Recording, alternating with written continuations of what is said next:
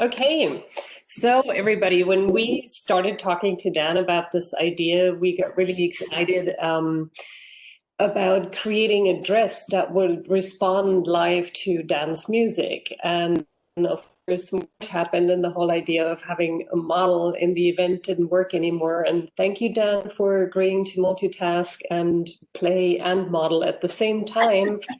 And we instead decided to create a shirt that Dan would be wearing. The shirt you see has Adafruit bendable LED matrix embedded that works with the microcontroller. And Amy will talk a little bit more about how the shirt was created, and then Maria will fill us in about the coding part. Sure. Hi. So the shirt I modeled in 3D to just kind of figure out where the Adafruit components would work best on his body. And you can see the illuminated and unilluminated versions. And then there's a test in this slide that kind of shows what the lights look like coming through the textiles. And really we're thinking about that as itself is the embellishment. And forward to the next. And I deconstructed a store-bought garment, and then I had to kind of figure out the route of the wiring, what would be comfortable for Dan. I like mocked up the circuitry as only a fashion designer could with cardboard and thread, and did some kind of mathematics that went back and forth, and then ultimately handed my mock off to Maria, who did a lot of the heavy lifting on the build of the components that inserted into all of these pockets. The whole shirt, though, had to be literally deconstructed and then sewn back together to be able to make it happen. So a lot of work behind the scenes. Yeah, so I have to really give credit to Amy, who did the shirt, and actually, you know, you don't see them in the pockets, but she created these pockets and put in cardboards there to have all the components. And then the thread would be where the wires are going. And it really did help me actually create the shirt in a more, I would say, more efficient way, though there was a lot of trials. These two pictures are kind of showing the progress. On the left, you'll see the shirt on kind of like a flat surface. On the left side, that's one of the NeoPixel kind of rectangular shaped things that got inserted into a pocket on one of the arms. And then you might not see it, but on the other side, the other arm, it's the flipped NeoPixel like rectangle on that side. So it has wires sticking out of it. So those two went into two arms, and then one went into his chest, as in like a pocket in the chest. So this is an inside out shirt. And all of these lights are being communicated by what you see on the right in the picture, which is an embedded system. If I explain a little bit, on the left side, you might see kind of like this rectangular black thing that's called a teensy. And so that is a USB-based microcontroller development system. And so that's one of the kind of main communication elements on that embedded system. And on the upper right side, you're going to see this like capacitor and this blue thing. That's basically where the power is going through. And then on the lower right side, you see this kind of black square thing, and that's where the MIDI messages are coming through. So this is basically when Dan starts playing the piano, the notes are going to be sent as MIDI messages. So that will go through. And then the power from the top right, and then the teensy will receive the code that I wrote in an Arduino environment. And so all of those are being communicated through that small piece there. Originally, we were going to have that dropped in a pocket that's in the back of his shirt.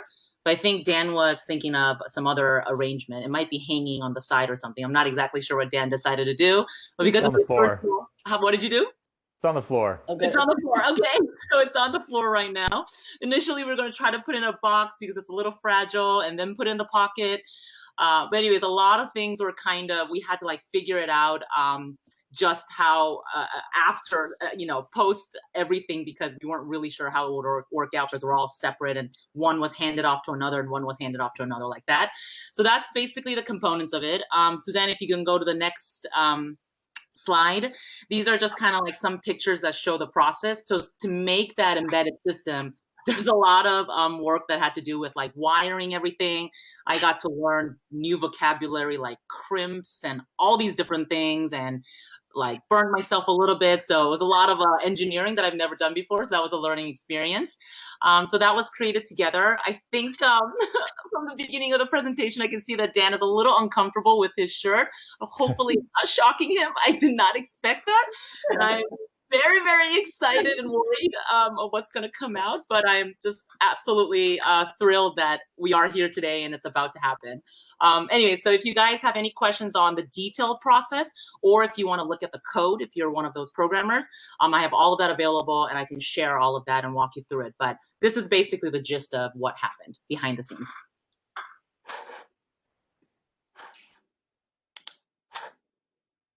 Thank you. Beautiful. So should I try playing with this now? Yes, please go ahead. Okay, so here we go. All right.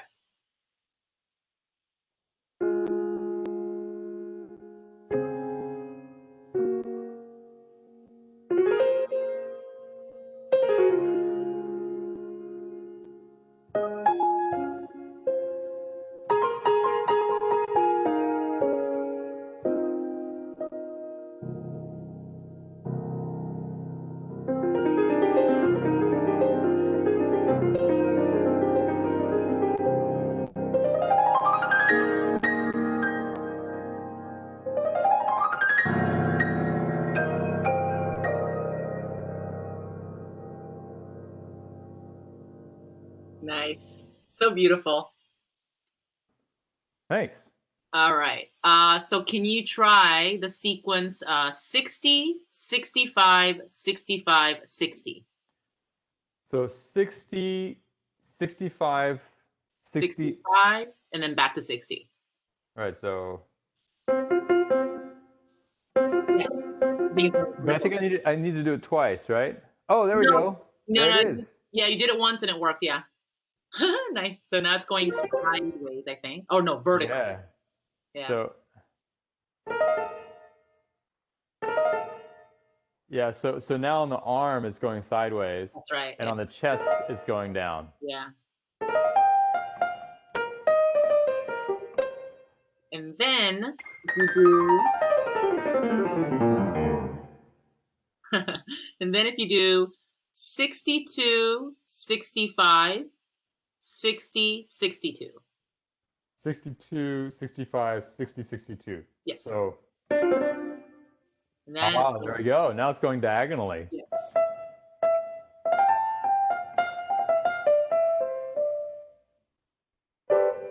Okay, here we go. All right.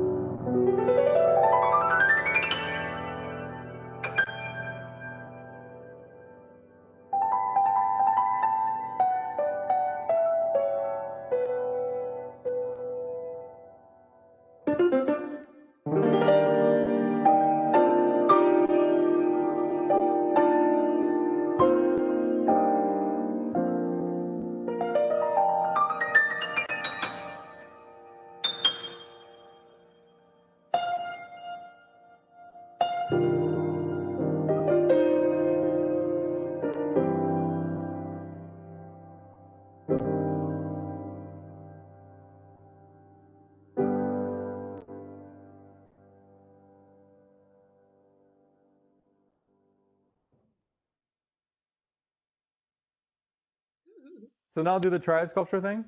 Yeah.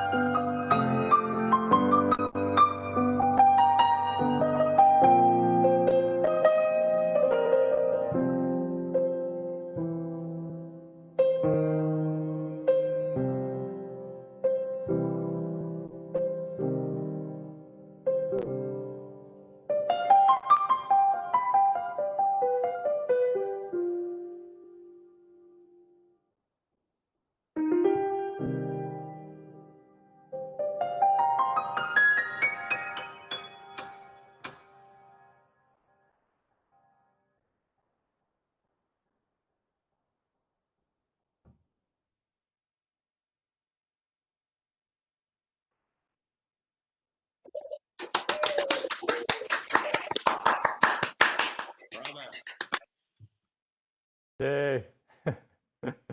That's cool because like there's no in that algorithm there's nothing directly showing the notes I'm playing. It's just showing the ratios of the harmonies I'm playing in my left hand. So that's like a cool addition to it that's not actually that's not redundant with what's already being presented, you know? Nice, nice. Yay.